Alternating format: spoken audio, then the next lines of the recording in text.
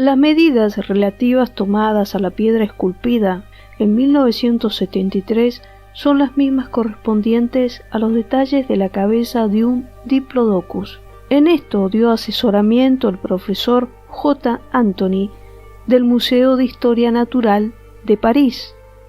Las conclusiones previas de la paleontología al datar la extinción de los dinosaurios referida a la erupción del volcán Santa Elena fue prematura, porque los primeros amerindios en Venezuela conocieron a los últimos dinosaurios, y por esa razón las cerámicas de Carigua y la de Perú y las piedras General de Bumbún, entre otras, representan especies bien conocidas como dinosaurios, que fueron por ser herbívoros.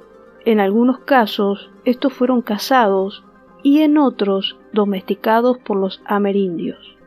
Es por eso que en Perú y en Venezuela y en India, Camboya también en otros lugares, se encuentran figurinas que representan al Triceratop, también al Tyrannosaurus y al Stegosaurus, que están elaboradas hace miles de años antes de que las primeras osamentas de estos fueran halladas y descritas en literatura. Si vemos a este amerindio con poncho y pluma que monta este Triceratop, ha debido tener unos 7 metros de estatura, y el reptil ha debido de ser un joven ejemplar. Los Triceratops y los Tyrannosaurus eran conocidos por los mariches y los quiriquires como yares, que significa cuerno. Eran herbívoros e inofensivos. Tenían la boca como un pico de loro o guacamayo. Hasta ahora hay dos opciones. Eduardo Romero Marino piensa que este era montado como un caballo, es decir, un animal domesticado. En 1862, la revista de Geología dio a conocer el hallazgo de una serie de huesos humanos hallados en un sedimento de carbón del condado de Macoupin, en Illinois, Estados Unidos.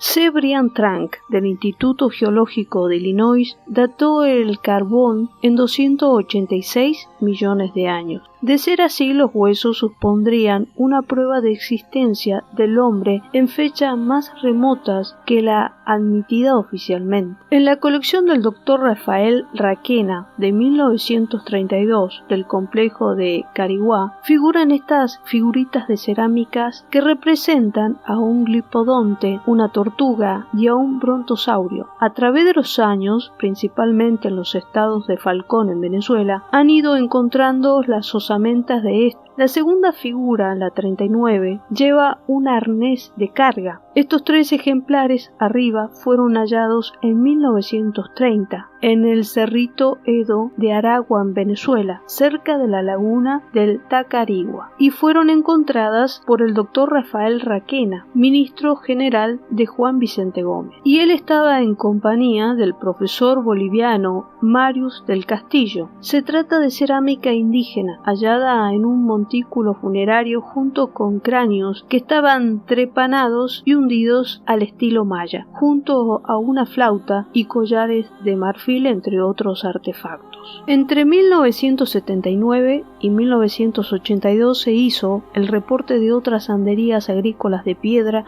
descubiertas en el fondo marino de Cachuba, del archipiélago de las Borrachas, entre 5 y 30 metros de profundidad.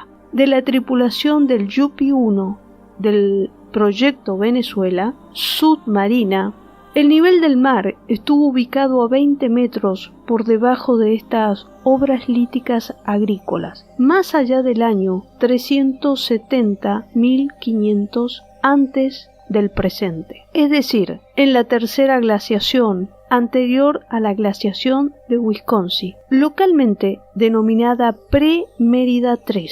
Junto con la andería se localizó en inmersión la planta de una construcción lítica, una vivienda o un sencillo corral de piedra y un pequeño establo, ambos para animales, y tipología de construcción andina pre-incaica. Esto, al pie de la andería, fue localizado un plano de falla abierto de 2 a 3 metros de amplitud. Tras penetrar en inmersión hasta 14 metros de profundidad dentro de esa grieta, se colocó en portamuestras un material blanco grisáceo que había salpicado la pared rocosa. Las muestras colectadas fueron analizadas por el geólogo profesor Cristian Casabone, quien las identificó como pumita o piedra pómez, lo que indicaba que la apertura de la grieta tuvo lugar en ambiente atmosférico, en el que puede formarse la pumita y la construcción subyacente. En el borde actual de la fosa del Cariaco había colapsado justo con la montaña donde fue construida originalmente a más de 200 metros sobre el nivel del mar. El yacimiento IB1 consta de un establo para animales y un muro de cerco, ambos de tipología andina.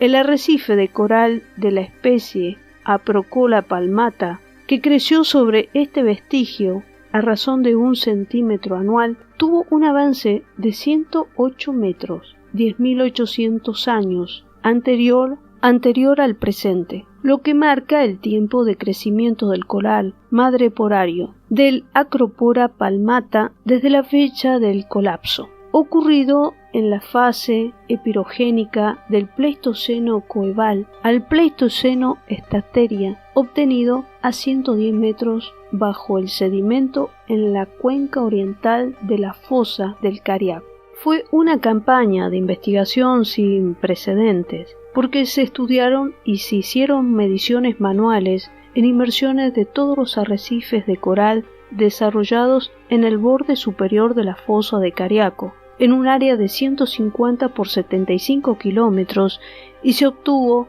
en todos ellos una longitud de avance de las corales superficiales cerca de 108 metros. El avance de la construcción de este coral, el crecimiento, da cercano a unos 10.800 años. Kleinberg menciona a una civilización que habría existido según fuentes asiáticas antiguas más de 300.000 años antes del presente, cubiertas por el mar cerca del año 11.000 antes, y estas fechas coinciden con lo que se estaba prospectando. Pero además de esto, el profesor Suyu Chan, que recorría otras ciudades de obras líticas arcaicas que fueron descubiertas por otros equipos del río Orinoco, tanto Kleiman como Tosini, como el profesor Chan y el equipo de Fundación Terramar, así como el profesor Miguel Laicerce, que concordaron con la idea de que ellos estaban de acuerdo en aquel año de 1983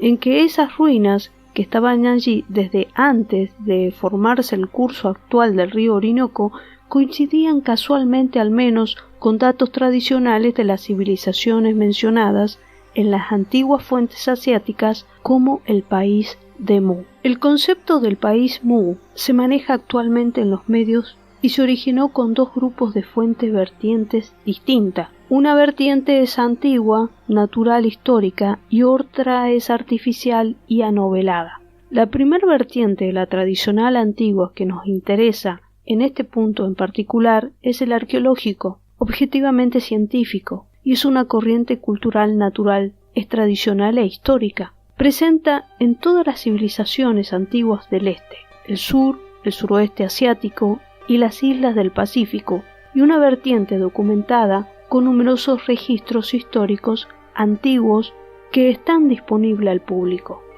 La segunda vertiente es nacida y enmarcada en el movimiento neoclasista y orientalista allá en Europa, que surgió a fines del siglo XIX y a comienzos del siglo XX. Fue parte de una tendencia literaria que fue utilizada con fines ideológicos y de ocupación que solo mencionan los aspectos de interés. Fue redactada con un estilo y temática que estuvo muy en boga en ese lapso, para exaltar o exacerbar valores de supuestas superioridades radiales o intelectuales de anteriores civilizaciones a favor de unos autodenominados herederos.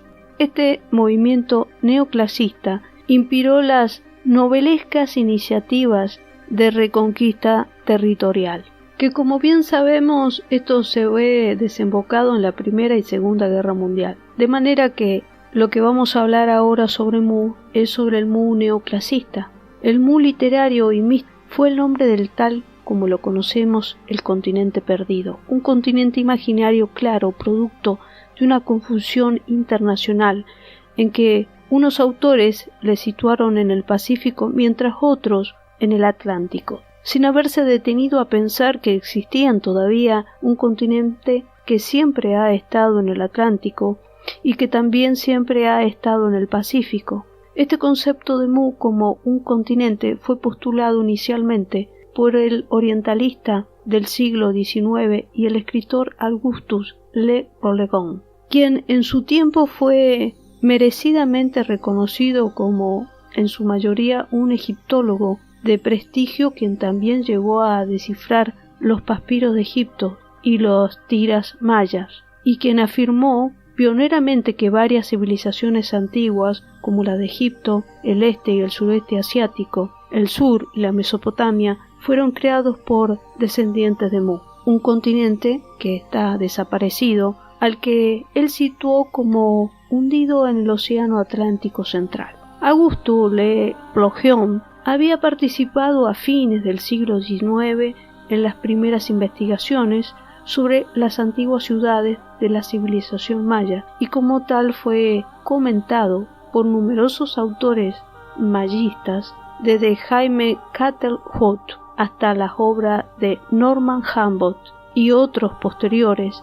Le Plongeon estudió ruinas precolombinas de Américas y en particular las de la civilización maya en Guatemala. En especial, él aportó las primeras imágenes fotográficas históricas de las ciudades de las ruinas de la civilización maya, tomada por él mismo en medio de la selva. Fotografías excelentes, por cierto, dejando ese legado fotográfico conocido por todos los mayistas. Ahora bien, el concepto de Mu, presentado como Le Plongeon, fue postularizado y ampliado por varios otros autores. El primero fue el general Ham Sherwood, ingeniero militar proyectista del sistema de coraza para los buques, quien afirmó que el país de Mu había sido todo un continente y que se había hundido en el Pacífico. Él era hermano del autor masónico Albert Sherwood, 1852-1925.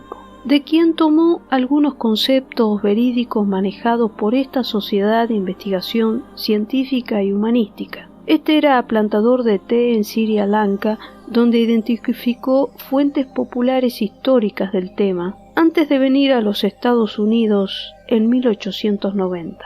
Allí conversó largamente, en esos años, sobre el tema del país de Mu, con Auguste Le Plongeon y su esposa. En 1926, a la edad de 75 años, Sherwood publicó The Lost Continent of Mu, libro del cual existen varias versiones de la misma época. El tema central es el de la existencia de un supuesto continente hundido por el llamado Mu en el Océano Pacífico Central. Auguste Le Plongeon obtuvo el nombre de Mu de Charles Estienne Brasseur de Bourbon, otro mayista pionero de la investigación de las ruinas mayas, quien en 1864 produjo el entonces conocido como manuscrito troano, asociado al término proveniente de la fuente asiática e indo-pacífica con las tiras mayas. Allí, en otras fuentes, leyó sobre una tierra Mu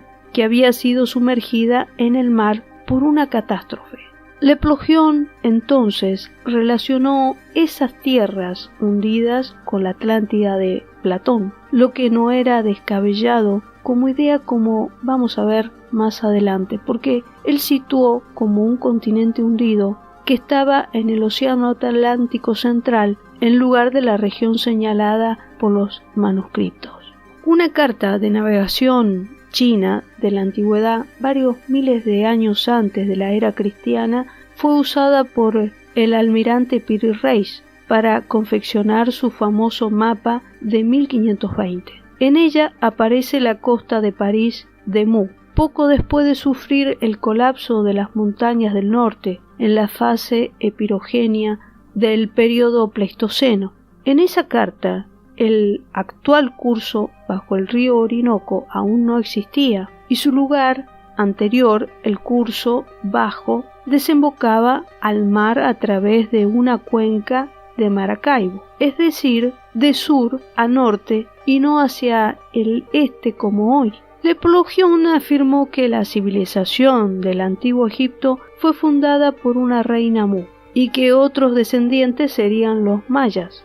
Heinz Schurwart hizo un mapamundi, no geológico, sino subjetivo, al representar a su supuesto continente perdido, que según él se había extendido desde el oeste, desde las Marianas hasta las Islas de Pascua, y de norte a sur, de Hawái a Magallanes. Posteriormente, por motivos que este autor no explicó, una edición paralela del libro presentó un nuevo mapa, un mapa diferente, el cual ocupaba todo el Océano Pacífico. Esa idea de un continente desaparecido fue inspirada en el concepto de Lemuria, hipotético continente planteado en el siglo XIX, 1864, por científicos franceses y por geólogos británicos Phyllis Clapper, en un intento de explicar el por qué hubo simios lemures tanto en la India como en Sudáfrica,